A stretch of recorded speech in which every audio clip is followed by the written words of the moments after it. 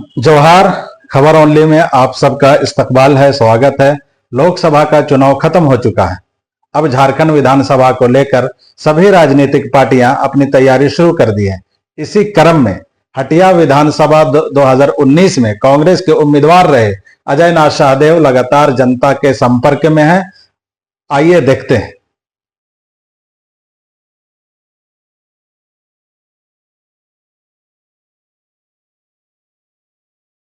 और इनकी भी अपनी एक समस्या है जो काफी बार फोन से भी सूचना मिलती है, बातें होती हैं। और इन लोगों को अलग अलग हम लोग जानते हैं, लेकिन सामूहिक रूप से जहाँ वो व्यापार करते हैं, क्योंकि ये जिस तरीके से आप बड़े बड़े मॉल देखते हैं, बड़े मार्केटिंग कॉम्प्लेक्स देखते हैं, तो गांव देहात का यही मार्केटिंग कॉम्प्लेक्स और यही यहाँ का आप कह सकते हैं कि मॉल है। तो यहाँ के जो व्यापारी, उनकी क्या समस्याएं हैं, उनको किस परेशानियों से रूबरू होना पड़ता है, तो उन बातों पे, इसके साथ साथ उनके गांव घर की भी जो बात होती है, जो किसान हैं मोस्टली, उनको भी जो कुछ ना कुछ समस्या रहती है। तो एक सामूहिक रूप से इनसे मिलने से एक इनको भी एक हौसला रहता है कि जब हमारे जो साथी हैं उनको भी एक हौसला रहता है कि नहीं, जो सामाजिक लोग हैं जिनके साथ उनका संबंध रहा है, वो उनके सुख में दुख में उनका साथ देते हैं। तो मेरा जो मुख्य उद्देश्य है, इनकी समस्याओं को और गंभीरता से जानना और उस समस्या का क्या निदान है, जिस भी जहां से भी वो निदान हो सकता है। कभी कोई बिजली की समस्या आती है तो उसका भी हम लोग कोशिश करते हैं कि निदान हो, क्योंकि आज भी ये सच है कि शहर के रांची राजधानी के नजदीक के भी जो प्रखंड हैं, वहां भी जब बिजली की समस्या आती है तो ट्रांसफार्मर रिपेयरिंग करते करते 2 दिन 3 दिन 4 दिन हो जाते हैं। गर्मी के समय ये पिछले 10 सालों से काफी उसमें सुधार हुआ है।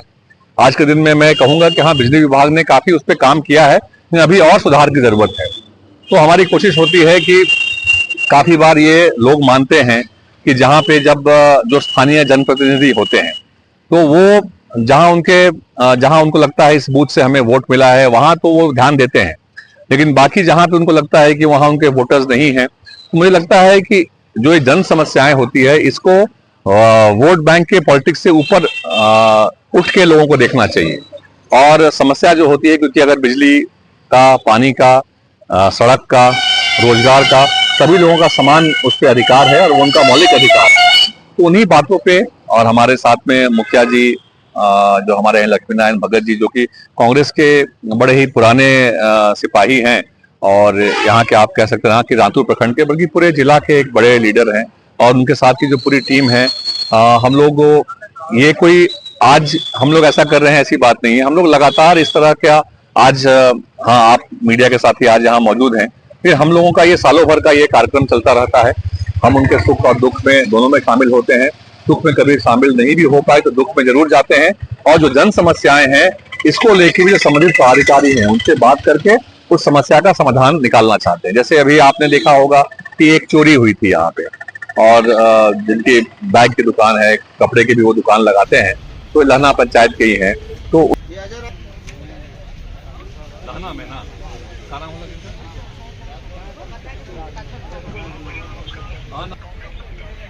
हाँ, तो ये सामने में ही है मेरे, हम वही बाजार ही घूम रहे थे। इनको मतलब क्या मान लीजिए बहुत ही तो क्या बोलिएगा, आम दुकानदार हैं बेचारे, इनके लिए जो हुआ है तो उस पर थोड़ा सा जो भी आयु है, इन बातों को भी वो सामने में लेके आए, क्योंकि सोसाइटी, समाज जब जागृत रहता है, जब वो जागरूक होता है और रहता है, तो इस तरह की समस्याओं का भी निदान निकालने में और आसानी होती है। अभी इंडियन गठबंधन लोकसभा में जो है 5 सीटें जीती, कांग्रेस भी 2 सीटें जीती, इससे विधानसभा में कितना मतलब असर पड़ने वाला है जनता के बीच, कितना समर्थन मिलेगा कांग्रेस को? देखिए, इंडिया गठबंधन ने पूरे देश में अच्छा प्रदर्शन किया है, और झारखंड में भी हमें, और आप देखेंगे तो जो वोट शेयर है वो काफी बढ़ा है, और जनता का समर्थन काफी हद तक इंडिया गठबंधन के साथ है। जो सीटों के रूप में भले वो रिफ्लेक्ट नहीं कर रही है, लेकिन अगर आप वोट के परसेंटेज को देखेंगे तो जिन सीटों को हम नहीं भी जीत पाए, वहां पे अगर हम लोग थोड़ा सा और प्रयास किए होते तो शायद वो सीटें भी हमें और मिली होती। और विधानसभा के चुनाव जो होते हैं, इस बार उसके आप परिणाम देखेंगे कि जो सरकार है, जिसमें हमारे हेमंत सोरेन जी माननीय मुख्यमंत्री हैं झारखंड के, तो उनके लीडरशिप में जो सरकार चल रही है गठबंधन की, इंडिया गठबंधन की, ये सरकार यहाँ के झारखंडियों के लिए यहाँ के लिए अच्छा काम कर रही है। और जिस तरीके से हेमंत सोरेन की लोकप्रियता से घबराकर उनकी जो पॉपुलैरिटी थी उसको जब लोगों को लगा तो उनको फर्जी मुकदमे में जेल भी भेजा गया, और इसका भी जवाब जनता ने दिया। और आने वाले विधानसभा चुनाव में जनता चाहती है सरकार रिपीट हो, क्योंकि सरकार को कहीं ना कहीं केंद्र सरकार जो सहयोग करना चाहिए वो सरकार सहयोग नहीं कर रही है। इसके बावजूद ये जनता के लिए सरकार जो संकल्प ली है, जिस पे आगे बढ़ रहे हैं, और मुझे पूरा विश्वास है कि ये सरकार रिपीट होगी यहाँ पे। तो हटिया विधानसभा क्षेत्र से पहले भी आप चुनाव लड़ चुके हैं और अभी फिर तैयारी चल रही थी, इसको मतलब कितना आप फर्क देखते हैं पिछले बार में और अब में? क्या नजर आ रहा है आपको? जनता से आप मिल रहे हैं, बातचीत कर रहे हैं, काम भी किए हैं लोगों का, तो क्या रिस्पॉन्स है? देखिए, मैं पहले भी मैं चुनाव नहीं जीत पाया, लेकिन इसके बावजूद भी मुझे इस बात का कभी मुझे मलाल या इस बात को मुझे ये क्या कहते हैं, बहुत फर्क नहीं पड़ा, क्योंकि मैं सामाजिक रूप से, मेरी राजनीति थोड़ी अलग है कि मैं सामाजिक कार्यों में ज्यादा विश्वास रखता हूं, जनता के लिए मैं काम करता हूं। हाँ, उसके लिए कोई आप पद पे रहते हैं तो आसान होता है आपको जनता के लिए काम करने के लिए, लेकिन जो मेरे व्यक्तिगत, जो मेरे हाथ में है, जो मेरी क्षमता के अनुसार, उससे अधिक बढ़ के मेरी ये कोशिश होती है कि मैं जिस क्षेत्र में वोट मांगने के लिए मैं गया था उस इलाके में, इसके अलावा मैं जहां उप महापौर के रूप में मैंने कार्य किया रांची में, इस पूरे क्षेत्र में जहां भी मेरी जरूरत पड़ती है, मुझे लगता है कि मैं यहाँ पे कुछ काम कर सकता हूँ, मेरी अगर 1% का भी कंट्रीब्यूशन हो सकता है वहां, तो मैं उस पर आगे रहता हूँ। और मैं इसी कदम, जो मेरा तरीका रहा है, मैं ऐसे ही काम करता हूँ। और मैं जनता के लिए हमेशा, लोग मुझे अपने परिवार का सदस्य, अपना बेटा, अपने भाई के रूप में प्यार करते हैं, और मेरे लिए किसी भी पद से बड़ा, किसी भी प्रतिष्ठा वाले पद से बड़ा मेरे लिए जनता का, लोगों का, जो मेरे लोग जो मुझे प्यार करते हैं, ये सबसे बड़ा है कि वो मुझे अपने परिवार का हिस्सा मानते हैं, और किसी भी पद से बड़ी बात मेरे लिए वो है। और मैं इसी तरीके से काम करता रहूं। बाकी जनता, और अगर ऊपर वाला चाहेगा तो आप उस जगह पे आएंगे, और अगर जनता नहीं चाहेगी, ऊपर वाला नहीं चाहेगा, तो आप लाख भी कोशिश करके वहां पे जगह पे नहीं आ सकते हैं। तो लेकिन उससे मेरे उस कार्य में जो मैं काम कर रहा हूं, उससे कोई फर्क नहीं पड़ने वाला है। मैं जनता के लिए काम करता रहूं और अपने अंतिम सांस तक मैं करता रहूंगा। आपका हटिया क्षेत्र जो है बहुत बड़ा क्षेत्र है, ग्रामीण क्षेत्र भी है, शहरी क्षेत्र भी है और वीआईपी क्षेत्र भी है। इन क्षेत्रों को आप कैसे देखते हैं और कितना डेवलपमेंट हुआ है इन क्षेत्रों में? क्योंकि भाजपा भी पहले रह चुकी है, रह रही भी है, उन्हीं का एक कब्जा भी है, तो कितना काम किया है? उसके काम से आप जो घूम रहे तो कितना संतुष्ट है और क्या खामियां देखते हैं? देखिए, जो स्थानीय विधायक अभी हैं हटिया विधानसभा में, वो पिछले 3 टर्म से विधायक हैं, और जितना एक्सपेक्टेड था, जिस अपेक्षा के साथ लोगों ने चुना था विधायक को, वो कह सकते हैं, जब उनसे बात करेंगे तो लोग कहेंगे उनके लोग कि हमने सड़कें बनवा दी। लेकिन जो ये शहर के बिल्कुल बगल का कॉन्स्टिट्यूएंसी है, यहाँ पे रांची का एयरपोर्ट भी है, प्रोजेक्ट बिल्डिंग भी है, और इसके अलावा आप देखेंगे कि हटिया रेलवे स्टेशन भी है, एचईसी भी, एचईसी का जो क्षेत्र है उसमें भी पाटली जो है वो हटिया विधानसभा का ये मुख्य हिस्सा आता है।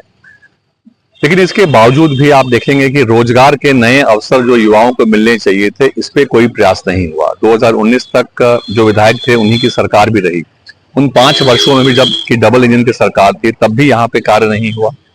और कहीं ना कहीं जो रोजगार के जो अवसर और युवाओं को मिलने चाहिए थे, इस पे काम नहीं हुआ। बाकायदा जो एचईसी है, जहाँ पे सप्लाई कर्मी जो हैं, लगभग 1500 लोग अभी भी वो आंदोलनरत हैं वहां पे, उनकी नौकरी भी, जो रोजगार मिला था, वो भी चली गई। कहीं भी आप देखेंगे कोई नए रोजगार के अवसर नहीं मिले हैं, इसके लिए प्रयास भी नहीं हुआ। अस्पताल आप देखेंगे, रांची शहर के जो भी बड़े अस्पताल हैं, सदर हॉस्पिटल, रिम्स, वो सारा शहर के उस भाग में है जो कि हटिया, डोरंडा से, एचईसी से, रातू से, नगड़ी से, ये काफी दूर पड़ता है। तो इस क्षेत्र में प्राइवेट हॉस्पिटल जो 1 आध 2 हैं, इसके अलावा यहाँ पे सरकारी कोई इंफ्रास्ट्रक्चर नहीं था। इसके लिए प्रयास होना चाहिए था कि कोई एक बड़ा अस्पताल, सदर हॉस्पिटल के जैसा ही एक हॉस्पिटल यहाँ बनता। इसके लिए भी स्थानीय विधायक ने कोई बहुत प्रयास नहीं किया। इसके लिए मेरा मानना है कि एक अस्पताल बहुत ही जरूरी है, जिसमें यहाँ के लोग भी जो हैं अच्छी मेडिकल फैसिलिटी उनको मिल सके। इसके अलावा जो यहाँ पे मैंने आपको रोजगार की बात की, तो यहाँ पे नए रोजगार के अवसर पैदा करने के लिए यहाँ पे स्मार्ट सिटी भी यहाँ पे बन रहा है। इसके अलावा जो जमीन की जो खरीद बिक्री हुई, जो गवर्नमेंट लैंड भी जो ट्रांसफर हुए, उसमें भी कितने लोगों को रोजगार मिल पाया। जो एमओयूज भी हुए थे पिछले रघुवर दास की सरकार के समय भी, वो भी इस क्षेत्र में, क्योंकि यहाँ से पलायन भी होता है। आप देखेंगे कि इसको ब्रेन ड्रेन की बात करते हैं तो यहाँ के युवा बहुत लोग जाके बैंगलोर में नौकरी कर रहे हैं, नोएडा में नौकरी कर रहे हैं, गुड़गांव में नौकरी कर रहे हैं, 20,000, 25,000, 30,000 की नौकरियां कर रहे हैं वो।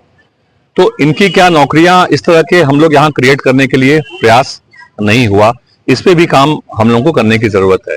इसके अलावा जो महिला समूह यहाँ जो सेल्फ हेल्प ग्रुप्स जो चलते हैं, आपने देखा होगा, इसमें जो कैडर है उनके लेके भी अभी तक, जब पहली बार इनके लिए सोचा गया तो जब आलमगीर साहब जब मिनिस्टर थे ग्रामीण विकास के, तो पहली बार बोर्ड की बैठक में उनके लिए सोचा गया और उस पर, लेकिन पिछली गवर्नमेंट में उस पर काम नहीं हुआ था। उनका भी मानदेय जो है, जो मैक्सिमम मानदेय जो मिलता है दीदियों को, वो लगभग 1500-1700 रुपया होता है। उस पे भी हम लोगों को उसका मानदेय भी बढ़ाने के लिए मैंने अभी जो प्रेजेंट मंत्री हैं उनसे भी बात की है और हमारी कोशिश है कि जो स्वयं सहायता समूह की जो महिलाएं हैं, जो कैडर है, उनका भी जो मानदेय है वो बढ़ के 5,000 के लगभग होना चाहिए। इसके अलावा बहुत से ऐसे यहाँ पे स्पोर्ट्समैन हैं, आप देखेंगे कि ये जो जगह है, फुटबॉल के खिलाड़ी यहाँ पे काफी निकलते हैं। हॉकी के लिए सिमडेगा गुमला जिस तरीके से है, तो फुटबॉल यहाँ का एक बड़ा ही पॉपुलर गेम है। तो यहाँ पे फुटबॉल के लिए जो इंफ्रास्ट्रक्चर और बनना चाहिए, या जो टैलेंटेड प्लेयर्स यहाँ पे जो लोकल टूर्नामेंट्स होते हैं, जिसको आप देखेंगे खसी टूर्नामेंट्स हम लोग बोलते थे, तो इसमें भी काफी प्लेयर्स, हम लोग जब जाते हैं टूर्नामेंट्स पे तो ऐसे प्लेयर्स बड़े दिखते हैं, अच्छे प्लेयर्स। तो 1 सीजन 2 सीजन में वो दिखेंगे, फिर आगे वो प्रतिभा उनमें है, लेकिन proper training, proper guidance, proper kit, proper उनको कोई फैसिलिटीज नहीं मिलने की वजह से वो पीछे रह जाते हैं। तो एक मुझे लगता है कि खेल का भी सेंटर, एक विभिन्न खेलों को लेके एक सेंटर जो है वो हमारे हटिया विधानसभा के रातू नगरी क्षेत्र में एक होना चाहिए, जहां की जो टैलेंटेड प्लेयर्स हैं, जो मांडरबी आसपास का जो पूरा इलाका है, उसका सेंटर आप देखेंगे तो यह हटिया होता है। तो रातू नगरी के को मिला के अगर किया जाए तो ना केवल लोहरदगा गुमला के भी क्षेत्र के जो बच्चे आएंगे, उनको भी हम यहाँ पे एक ट्रेनिंग का एक प्रोग्राम कर सकते हैं, टैलेंट हंट करके उनको ला सकते हैं। तो ये जो फुटबॉल है, फुटबॉल खास करके, और इसके अलावा जो अलाइड और भी स्पोर्ट्स हैं, तो ऐसे बच्चों को हम ला के ट्रेनिंग दे, उनको हम गाइडेंस दे। लेकिन काफी बार ऐसे टैलेंट वेस्ट हो जा रहे हैं प्रॉपर गाइडेंस न मिलने की वजह से। इसके अलावा आप देखेंगे कि यहाँ पे लोग लीडर्स के पास, जो मैंने मेडिकल फैसिलिटी की बात की, लोग जाते हैं टिकट कराने के लिए कि हमें वेलोर जाना है। वेलोर को लोग आज के दिन में उसको एक हॉस्पिटल का ही ट्रेन मानते हैं लोग। तो हम लोगों को ये प्रयास करना चाहिए कि जो लोग यहाँ से जा रहे हैं उनके लिए, क्योंकि मैंने काफी बार हटिया स्टेशन के लिए मेरे पास भी लोग आते हैं, तो उनके लिए हम क्या सुविधा कर सकते हैं। एक तो क्या है कि जिनको वहां जरूरत नहीं है तो हम और मेडिकल सेंटर यहाँ डेवलप करें, और जो वो जा भी रहे हैं वहां पे, तो उसके लिए भी मैंने माननीय मुख्यमंत्री से भी कभी एक बार चर्चा भी की थी, कहा भी था कि वहां भी एक झारखंड भवन वहां हम लोगों को जरूरत है एक बढ़ाने के लिए, ताकि यहाँ के लोगों को उसका लाभ मिल पाए। तो मैंने पहले जो पद की बात की, तो काफी बार ये लगता है कि शायद एक समाज सेवी होने में और एक जब आप इलेक्टेड प्रतिनिधि जब बन जाते हैं, तो फर्क यही होता है कि इन बातों को, जो आपकी सोच होती है, जो आपका विजन होता है, उसके लिए एक प्लेटफॉर्म होता है जहां पे आपकी बातों को सुनी जाए।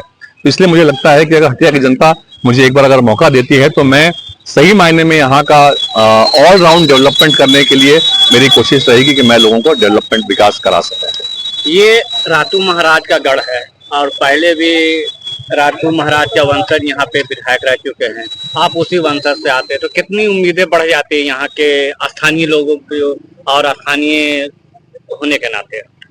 देखिए, यहाँ युवराज गोपाल शरण नाथ शाहदेव विधायक थे 2004 में, 2009 में 2 बार वो विधायक बने कांग्रेस से ही, और महाराजा चिंतामणि शरण नाथ शाहदेव भी 2 बार विधायक रहे थे 1950s में। और युवराज साहब का भी जो कनेक्शन था, वो विधायक होने के पहले से भी लोग उनको बाबा के नाम से ही जानते थे। वो सभी लोग प्यार से, उम्र में उनसे छोटे हों बड़े हों, सब उनको बाबा करके ही संबोधन करते थे। आज भी रातूगढ़ के प्रति जो लोगों में प्यार और श्रद्धा है, ये बाकी जो रॉयल फैमिलीज रही है पूरे देश में, कहीं कहीं कुछ नेगेटिविटी भी रही, बट झारखंड में खास करके छोटानागपुर में जो ये कनेक्शन रहा है, ये लोगों का एक दिल का कनेक्शन रहा। और सभी धर्मों के साथ, सभी समुदाय के साथ रातूगढ़ का जो कनेक्शन रहा, जो संबंध रहा, वो दिल का संबंध रहा, और लोग ये प्यार अभी भी रखते हैं। लेकिन जब आप राजनीतिक मैदान में आते हैं तो चीजें थोड़ी सी बदलती है। लेकिन कहीं ना कहीं खास करके रातू और नगरी के क्षेत्र में मैंने ये देखा है, और शहर में भी, कि लोग, जो पुराने लोग यहाँ पे हैं, उनको एक कनेक्ट जो है वो आज भी जिंदा है, और वो यहाँ से कनेक्टेड फील करते हैं। और उसका लाभ अवश्य सामाजिक जीवन में, राजनीतिक जीवन में मिलता है। और लोग जानते हैं कि इनका एक जो राजनीति भी होगा तो उसका स्तर एक लेवल में रहेगा। कभी भी ये कभी कभी राजनीति को लोग जो नेगेटिव साइड ऑफ पॉलिटिक्स होता है उसमें से हम लोगों को लोग दूर मानते हैं उस बैकग्राउंड की वजह से। और मैं उसको एक जिम्मेवारी मानता हूँ, रेस्पॉन्सिबिलिटी मानता हूँ कि जब आप किसी ऐसे बैकग्राउंड से रहते हैं तो उस बैकग्राउंड का रिस्पॉन्सिबिलिटी होता है कि आपको कंडक्ट जो आपका रहे पब्लिक लाइफ में, सामाजिक जीवन में, वो उसको देखते हुए करना चाहिए, क्योंकि आप कहीं ना कहीं जो लेगेसी होता है उसको हमें संभाल के चलना है। और जनता के जो उनका जो हमसे अपेक्षा है उस पे हम अनुरूप उतर सके। देखिए, अभी जो देश में माहौल है एक आस्था के प्रति, और हटिया जो आपका विधानसभा क्षेत्र है ये एक बहुत बड़ा आस्था का केंद्र भी है, सभी समुदायों का वहाँ पे आस्था केंद्र। इसको आप किस नजर से देखते हैं, और इसके डेवलपमेंट के लिए, इसकी सुरक्षा के लिए, और इसको मतलब देश में प्रसिद्ध हो, इसके लिए क्या सोचते हैं, क्या विजन रहेगा आपका? देखिए, ये जो है इस पे मैं बहुत दिल से, मैं बहुत स्ट्रांगली बिलीव करता हूँ कि जो हमारे देश का संविधान है, जो कॉन्स्टिट्यूशन है, ये यहाँ पे सभी धर्मों को छूट और आज़ादी है। आप किसी भी धर्म को मान सकते हैं, और यहाँ पे हिंदू, मुस्लिम, सिख, ईसाई, सरना, बुद्धिस्ट सभी लोग मिलकर रहते आए हैं। और ये बरसों बरस से, सदियों से पहले भी, इंडिपेंडेंस के पहले भी एक माहौल ऐसा रहा।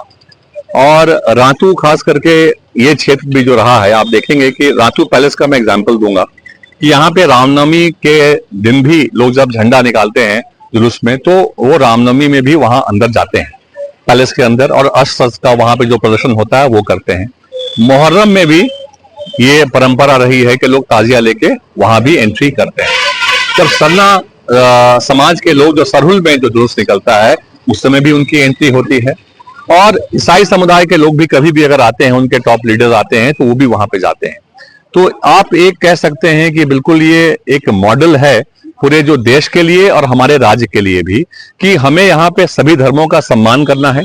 और हम लोगों को सभी धर्मों का सम्मान करते हुए प्यार मोहब्बत के साथ हमें चलना है। आज राहुल गांधी जी जो मोहब्बत की बात करते हैं, वो मोहब्बत की बात जो करते हैं वो बिल्कुल ही प्रैक्टिकल बात भी है। और इस पे हमें हमेशा इस बात को मानना है कि हमें सभी धर्मों को साथ लेके चलना है, सभी का सम्मान करना है, तभी वो सही मायने में देश का डेवलपमेंट भी होगा। और सही मायने में अगर हम देश प्रेमी अगर हैं, अगर तो हमें इन सभी बातों का, हम अगर भगवान जगन्नाथ की रथ यात्रा में हम शामिल होते हैं, हम जय जगन्नाथ का नारा लगाते हैं, तो हम यहाँ पे दरगाह में भी जाते हैं, वहां भी माथा टेकते हैं। तो ये एग्जाम्पल जो है, हम जब सरना माँ के पास हम जाते हैं तो वहां भी हम माथा टेकते हैं और श्रद्धा के साथ हम अपनी बातों को रखते हैं। तो इन बातों को हमें हमेशा याद रखना है कि चाहे किसी भी समुदाय के हों, किसी भी धर्म को हो, किसी भी आस्था में, किसी भी आपका किसी में भी आस्था हो, लेकिन हमें दूसरे धर्मों का भी सम्मान करना है और सभी लोगों को इंसानियत और मोहब्बत की बातों को नहीं भूलना है, क्योंकि हम सारे लोग एक हैं। जब हम खून देने के लिए जाते हैं तो कोई ये नहीं पूछता है कि ये खून किसका है।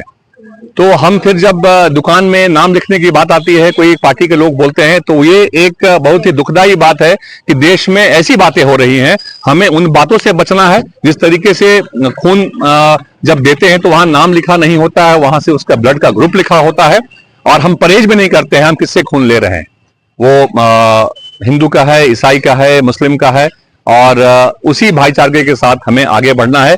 यही हमारा स्ट्रेंथ है, यही